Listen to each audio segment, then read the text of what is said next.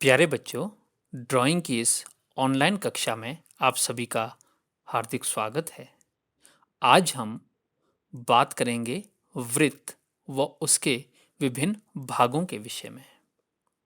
वृत्त उस समधरातल क्षेत्र को कहते हैं जो एक ऐसी रेखा से घिरा हो जिसका प्रत्येक बिंदु उस क्षेत्र के मध्य बिंदु से समान अंतर पर हो।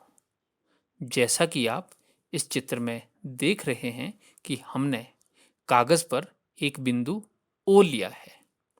बिंदु ओ पर प्रकार की नोक रखें और प्रकार को थोड़ा खोलकर घुमाएं।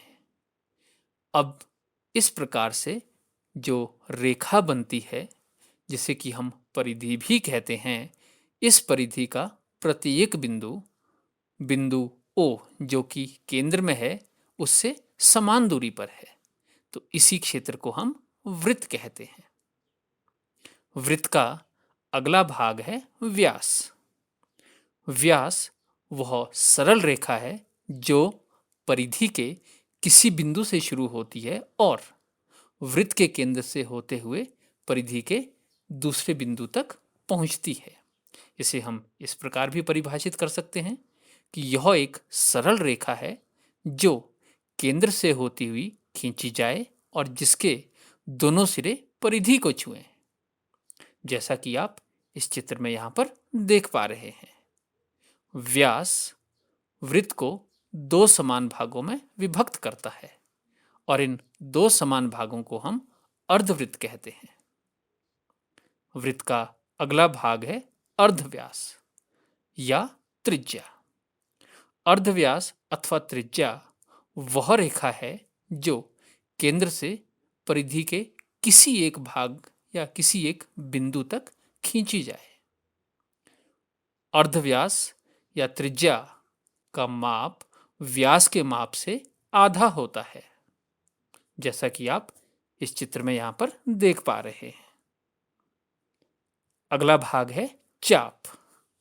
वृत्त की परिधि का आधे से कम भाग चाप कहलाता है। चाप यहां पर इस चित्र में आप स्पष्ट तौर पर देख पा रहे हैं बच्चों। अर्धवृत्त व्यास से वृत्त के दो बराबर भाग हो जाते हैं। इन्हीं दो भागों को हम अर्धवृत्त कहते हैं और अर्धवृत्त के जोड़ने से एक पूरा वृत्त बन सकता है और अर्धवृत्त का माप दो अर्धवृत्तों का माप बराबर होता है बच्चों। और वृत्त का अंतिम भाग है स्पर्श रेखा।